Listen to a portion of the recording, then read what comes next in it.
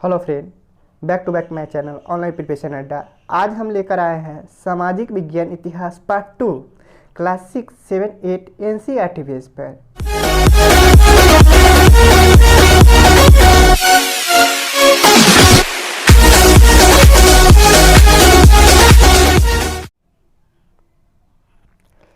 अभिलेखागार वह स्थान है जहां ऑप्शन ए ऐतिहासिक पांडुलिपियों तथा दस्तावेजों को रखा जाता है, बी खुदाई में पाई गई पशुओं और पक्षियों की हड्डियों को रखा जाता है, सी पुरातत्वविदों द्वारा प्राप्त किए गए पत्थर और ईंटों से बनी इमारतों को अवशेषों को रखा जाता है, डी खुदाई में पाई गई मूर्तियों को रखा जाता है। तो इसका सही जवाब होगा ऑप्शन नंबर ए। अब हम नेक्स्ट क्वेश्चन की ओर चलते हैं। क्वेश्चन नंबर 2, इन नाविकों में से किसने भारत की समुद्री रास्ता पाने के लिए पश्चिम की ओर प्रस्थान कर अटलांटिक महासागर को पार किया? तो इसमें पश्चिम की ओर कह रहा है, तो ऑप्शन नंबर ए है क्रिस्टोफर कोलंबस, बी फाजियन, सी जुएन जंग, डी वास्को ड गामा। तो इसका सही जवाब होगा ऑप्शन नंबर ए क्रिस्टोफर कोलंबस। अब हम नेक्स्ट क्वेश्चन की ओर चलते हैं। क्वेश्चन नंबर 3, अशोक के अधिकतर अभिलेख निम्नलिखित लिपियों में से किसमें लिखे गए हैं? ये CTET 20 सितंबर 2015 का पूछा गया क्वेश्चन है। ए तमिल, बी ओचुकी, सी देवनागरी, डी ब्राह्मणी। तो अशोक का अधिकतर अभिलेख ब्राह्मणी लिपि में लिखी गई है, तो इसका सही जवाब होगा ऑप्शन नंबर डी ब्राह्मणी। अब नेक्स्ट क्वेश्चन की ओर चलते हैं। 4, पांडुलिपियां और अभिलेखों पर निम्नलिखित दो कथनों ए और बी पर विचार कीजिए। ये भी पूछा गया क्वेश्चन है 2015 का। ए पांडुलिपियां प्रायः तारपत्रों अथवा भुर्ज नामक वृक्ष की छाल से विशेष तरीकों से तैयार भोजपत्र पर लिखी जाती है, ये सही लग रहा है। बी अभिलेख पत्थर अथवा धातु जैसी अपेक्षाकृत कठोर सतहों पर उत्कीर्ण किए जाते हैं। इसका ऑप्शन ए है ए और बी दोनों सही है, बी ऑप्शन ए गलत है और बी सही है, सी ए और बी दोनों गलत है, डी ए सही है और बी गलत है। तो एक कथन में दोनों सही है, तो इसका सही जवाब होगा ऑप्शन नंबर ए और बी दोनों सही है। अब हम क्वेश्चन नंबर 5 पर चलते हैं। भरत लोगों का एक समूह था जिसका उल्लेख ऋग्वेद में मिलता है, वे डैश में रहते थे। ऑप्शन ए दक्षिण भारत, बी उत्तर भारत, सी पश्चिम भारत, डी उत्तर पश्चिम भारत। तो इसका सही जवाब होगा ऑप्शन नंबर डी उत्तर पश्चिम भारत। अब हम क्वेश्चन नंबर 6 पर चलते हैं। इतिहास हमारे संपूर्ण भूतकाल का वैज्ञानिक अध्ययन तथा लेखा जोखा है। कथन किसका है? माने इतिहास भूतकाल का वैज्ञानिक अध्ययन है, ये लेखा जोखा किसका है? तो option number A doctor Radhakrishnan, B Rapson, C professor Ghate, D Jones. तो इसका सही जवाब होगा ऑप्शन नंबर सी प्रोफेसर घाटे। अब हम नेक्स्ट क्वेश्चन की ओर चलते हैं। क्वेश्चन नंबर 7, भारतीय पुरातात्विक सर्वेक्षण के प्रथम सर्वेयर जनरल कौन थे? A sir William Jones, B James Prinsep, C James Fergusson, D Alexander Cunningham. तो इसका सही जवाब होगा option number D Alexander Cunningham. अब हम क्वेश्चन नंबर 8 पर चलते हैं। शाहनामा किसके द्वारा लिखी गई है? Option A Omar Khayyam, B Firdausi, सी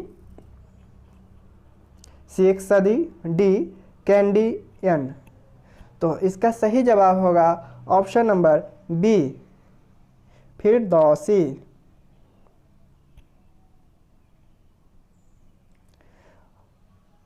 हम क्वेश्चन नंबर 9 पर चलते हैं। अजंता की गुफा स्थित है ए गुजरात में, बी महाराष्ट्र में, सी मध्य प्रदेश में, डी राजस्थान में। तो इसका सही जवाब होगा ऑप्शन नंबर बी अजंता की गुफा महाराष्ट्र में स्थित है। अब क्वेश्चन नंबर 10, इतिहास कब प्रारंभ हुआ? ए जब मानव सभ्यता का प्रारंभ हुआ, जब मानव स्मृति प्रारंभ हुई, सी जब लिखित स्रोत उपलब्ध होने लगे, डी उपरोक्त सभी। तो इसका सही जवाब होगा जब लिखित स्रोत उपलब्ध होने लगे, तो इसका सी आंसर। अब क्वेश्चन नंबर 11, प्लिनी कौन था? एक कवि जिसने भारत के इतिहास के बारे में लिखा, गलत। एक राजा जो अफगानिस्तान में बस गया था, ये भी गलत। ऑप्शन नंबर सी, एक रोमन विद्वान जिसने भारत के रोमन साम्राज्य के साथ व्यापार का भी उल्लेख किया है, ये सही है। उपयुक्त सभी। तो इसका सही जवाब होगा ऑप्शन नंबर सी। अब क्वेश्चन नंबर 12 पर चलते हैं। भारतीय इतिहास को प्राचीन, मध्य और आधुनिक कालों में विभाजित करने में समस्याएं भी हैं। निम्नलिखित में से वह समस्या कौन सी है? ये CTET 29 जुलाई 2012 को पूछा गया क्वेश्चन है। ऑप्शन नंबर ए, त्रिविभाजन भारतीय राज्यों का क्रमिक गति को दर्शाता है। बी, तीन काल भारतीय इतिहास को वर्णित करने के लिए अपर्याप्त है। सी, यह संकल्पना पश्चिम से ली गई तथा आधुनिक काल विज्ञान, तर्कना, लोकतंत्र, स्वतंत्र और समानता से संबंधित है। डी, भारतीय इतिहास में प्राचीन काल और मध्यकाल तथा मध्य और आधुनिक काल में अंतर की स्पष्ट रेखाएं प्रतीत होती है। तो इसका सही जवाब होगा ऑप्शन नंबर सी। यह संकल्पना पश्चिम से ली गई है, जहां आधुनिक काल विज्ञान, तर्कना, लोकतंत्र, स्वतंत्रता और समानता से संबंधित है। अब हम क्वेश्चन नंबर 13 पर चलते हैं। आदिवासी लोग जनजातीय अपना पिछला लिखित रिकॉर्ड नहीं रखते हैं। वर्तमान में इतिहासकार आदिवासी इतिहास कैसे लिखते हैं? यही पूछा गया क्वेश्चन है। ऑप्शन ए, प्राकृतिक परंपराओं का प्रयोग कर। बी, आदिवासी पौराणिक कथाओं का प्रयोग कर। सी, पुरातत्वीय स्रोतों का प्रयोग करके। डी, वाचिक परंपराओं का प्रयोग करके। तो इसका सही जवाब होगा ऑप्शन नंबर डी, वाचिक परंपराओं का प्रयोग करके। अब क्वेश्चन नंबर 14, ऐतिहासिक काल वह है जहां ए, अतीत के स्मृति शेष अवशेष मिलते हैं। बी, उत्खनन के क्रियाकलाप होते हैं। सी, इतिहास प्रिय लोग जुड़ते हैं। डी, इतिहास लिखते हैं। तो इसका सही जवाब होगा ऑप्शन नंबर ए, अतीत के स्मृति शेष अवशेष मिलते हैं। अब हम क्वेश्चन नंबर 15,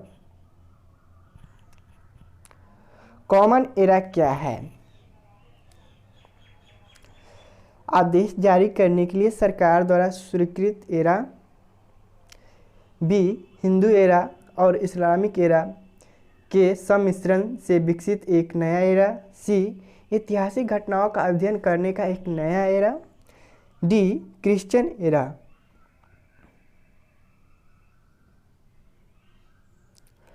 जो अब दुनिया के अधिकांश हिस्सों में स्वीकृत है।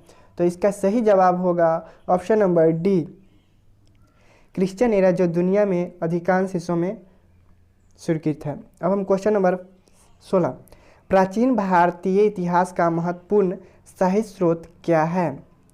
ऑप्शन ए, फारसी साहित्य। बी, संस्कृत साहित्य। सी, उर्दू साहित्य। डी, हिंदी साहित्य। तो इसका सही जवाब होगा ऑप्शन नंबर बी, संस्कृत साहित्य। क्वेश्चन नंबर 17, इंडिका का लेखक था Al-Biruni, Justin Megasthenes, D, Strabo. तो इसका सही जवाब होगा option number C, Megasthenes. Indica का लेखक मेगास्थनीज। अब हम नेक्स्ट क्वेश्चन की ओर चलते हैं।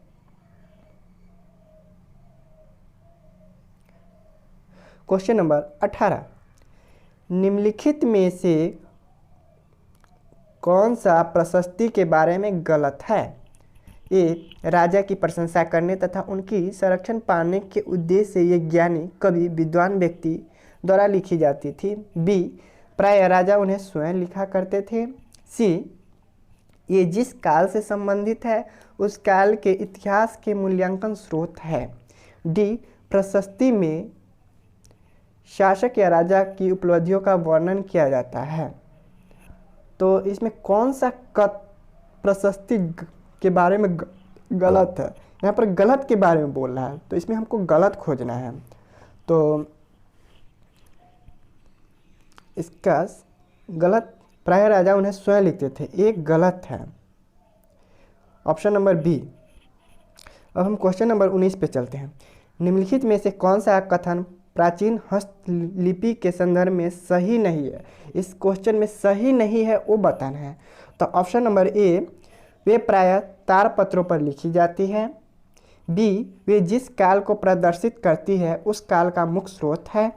सी, वे हस्तलिखित थी और उनके बाद मुद्रित की गई थी। डी, वो कुछ हस्तलिपियां पत्थर या धातु पर उकेरी गई थी। तो इसका सही जवाब होगा, वे जिस काल को प्रदर्शित करती है उस काल का मुख्य स्रोत है। ए को ऑप्शन नंबर बी गलत है। अब हम क्वेश्चन नंबर 20, हिंद यूनानी शासकों के बारे में जानकारी का मुख्य स्रोत क्या है?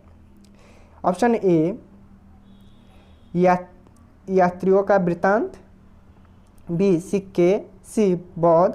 डी, जैन साहित्य। तो इसका सही जवाब होगा ऑप्शन नंबर बी, सिक्के। अब हम नेक्स्ट क्वेश्चन की ओर चलते हैं। Question number 21,